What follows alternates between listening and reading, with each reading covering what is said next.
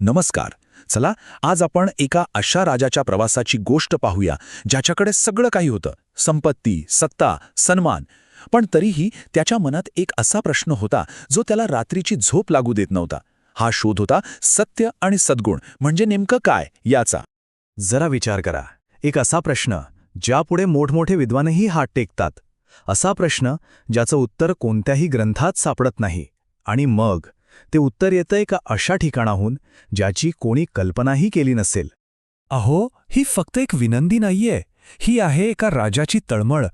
त्याला राज्याचा खजिना किंवा आणखी सत्ता नकोय. त्याला हवंय असं ज्ञान जे या सगळ्याच्या पलीकडे आहे. सत्य आणि सद्गुण म्हणजे नक्की काय.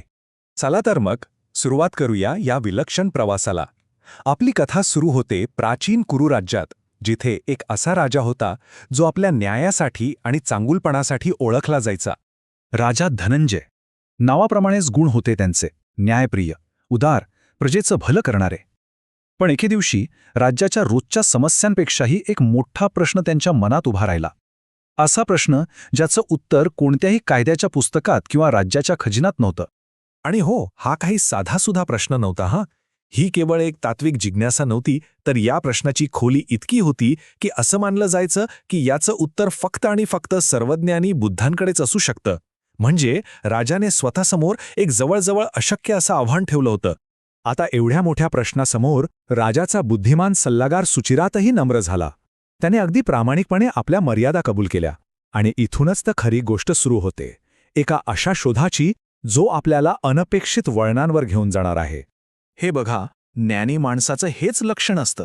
उत्तर माहीत नसताना ज्ञानी असल्याचं नाटक करण्याऐवजी सुचिरात यांनी अत्यंत शहाणपणा दाखवला. त्यांनी आपली असमर्थता मान्य केली आणि राजाला सल्ला दिला की बनारसचे ऋषी विधूर या प्रश्नाचं उत्तर नक्की देऊ शकतील. राजाने एक क्षणही वाया घालवला नाही. त्याने तात्काळ 1,00,000 मोहरांच्या किमतीची सोन्याची पाटी तयार केली आणि आपल्या सल्लागारासोबत पाठवली. यावरूनच दिसतं की त्याला ज्ञानाची किती तीव्र ओढ लागली होती. पण बनारसला पोचल्यावर सुचिरत यांना कळतं की हा प्रवास वाटतो तितका सोपा नाहीये. उत्तर एका व्यक्तीकडे नाही, तर ते ज्ञानाच्या एका साखळीत दडलेलं आहे. आणि इथून सुरू होतो एक निराशाजनक पण तितकाच महत्त्वाचा टप्पा. हा प्रवास सुरू होतो विधुरांपासून, जे स्वतः ज्ञानी असूनही उत्तर देण्यास नकार देतात. आणि ते बोट दाखवतात आपला मुलगा भद्रकारकडे. पण भद्रकार तर वासनेच्या जाळ्यात अडकलेला असतो, त्यामुळे तो आपल्या भावाकडे संजयकडे पाठवतो. संजय भीतीने घासलेला असतो. आणि अखेरीस हा शोध पोहोचतो सर्वात लहान भावाकडे, ज्याचं नाव आहे संभव, एक अनपेक्षित आशेचा किरण. भद्रकाराची ही कबुली म्हणजे खरं तर एक सुंदर काव्य आहे. तो स्वतःच कबूल करतोय की तो हरणाचा मांस सोडून पालीचा पाठलाग करतोय. म्हणजे तो छोट्या छोट्या क्षुल्लक सुखांच्या मागे लागून खऱ्या ज्ञानापासून किती दूर गेलाय हे त्याला स्वतःलाच कळतंय.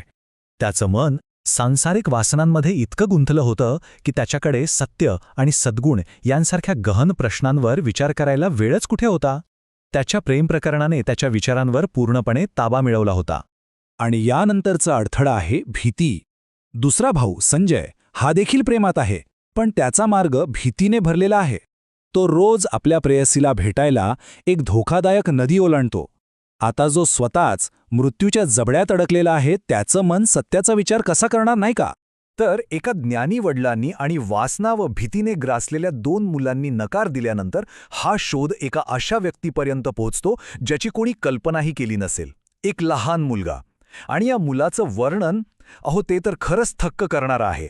बघा कशी उपमा दिली आहे. तो मुलगा संभव याची तुलना पौर्णिमेच्या चंद्राशी केली आहे, जो आपल्या तेजाने आकाशातील सर्व ताऱ्यांनाही लाजवतो. त्याचं ज्ञान इतकं प्रखर आहे की बाकी सर्व काही फिक्कं वाटतं. आणि आता त्याच्या ज्ञानाची तुलना केली आहे एका अशा धगधगत्या अग्नीशी, जो आपल्या मार्गातील सर्व अडथळे जाळून टाकतो. हे ज्ञान शांत नाही, तर ते सक्रिय, शक्तिशाली आणि परिवर्तन घडवणारं आहे. आणि शेवटी त्याचं ज्ञान निसर्गाइतकं सहज आणि स्वाभाविक आहे. जसा बैल शक्तीसाठी आणि गाय दुधासाठी ओळखली जाते, तसाच संभव त्याच्या शहाणपणासाठी ओळखला जातो. शहाणपण हा त्याचा गुण नाही, तर त्याचा स्वभावच आहे. एवढं सगळं ऐकल्यावर वाटतं की हा कोणीतरी महान ऋषी असेल, नाही का? पण याचं वय आहे फक्त 7 वर्ष. हो, फक्त 7. हाच विरोधाभास या कथेचा आत्मा आहे. म्हणजे बघा, एवढा मोठा विद्वान, सल्लागार, सुचिरात, राजाची सोन्याची पाटी घेऊन कुठे पोहोचतो? कोणत्याही महालात किंवा मठात नाही, तर रस्त्यावर खेळणाऱ्या एका 7 वर्षांच्या मुलाकडे. उत्तर देण्याआधीच तो लहान मुलगा एक खूप महत्वाची गोष्ट सांगतो. तो म्हणतो, मी तुम्हाला ज्ञान देऊ शकेन, पण त्या ज्ञानाचं काय करायचं हे पूर्णपणे तुमच्या राजावर अवलंबून आहे. म्हणजे बघा, ज्ञानापेक्षाही त्याचा वापर अधिक महत्वाचा आहे. आणि अखेरीस ते उत्तर समोर येतं, अगदी साधं पण अत्यंत प्रभावी. पहिलं म्हणजे योग्य वेळी योग्य निर्णय घ्या. दुसरी गोष्ट, वाईट मार्गांपासून नेहमी दूर राहा. तिसरं, आणि हे खूप महत्वाचं आहे, आपल्या आत्म्याच्या आवाजाच्या विरोधात कधीही जाऊ नका. आणि चौथं म्हणजे इतरांना चुकीच्या मार्गावर नेऊ नका. हा सल्ला फक्त बोलण्यापुरता नाही, तर तो पूर्णपणे कृतीवर आधारित आहे. पण थांबा, ही कथा इथेच संपत नाही.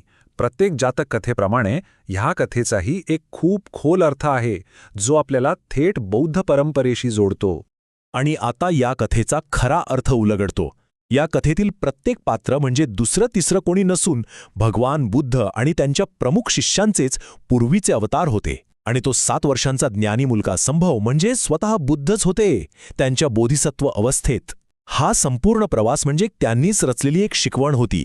ही कथा आपल्याला एका खूप महत्त्वाच्या प्रश्नावर विचार करायला लावते. आपण आपल्या आयुष्यात शहाणपण कुठे शोधतो? मोठमोठ्या पदांवर, ग्रंथांमध्ये की मोठ्या नावांमध्ये? ही कथा आपल्याला आठवण करून देते की खरं ज्ञान कोणत्याही वयात, कोणत्याही रूपात आणि कोणत्याही ठिकाणी मिळू शकतं. गरज आहे फक्त ते ओळखण्याची आणि स्वीकारण्याची.